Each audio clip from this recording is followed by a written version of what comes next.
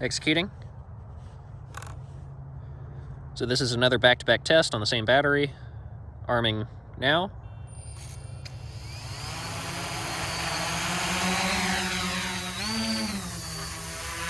First test had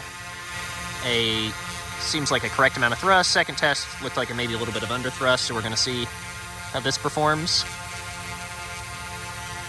Calibrating, calibrated. Calibration point should be a little bit better on this one, it looks like.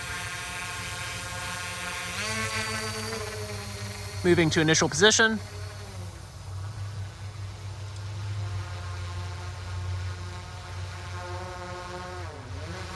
Initial velocity.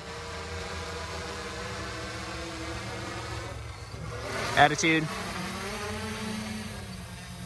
Okay. That one actually looked fine. Again, no changes between the three tests in terms of thrust set point, so just variation in, I guess, battery output.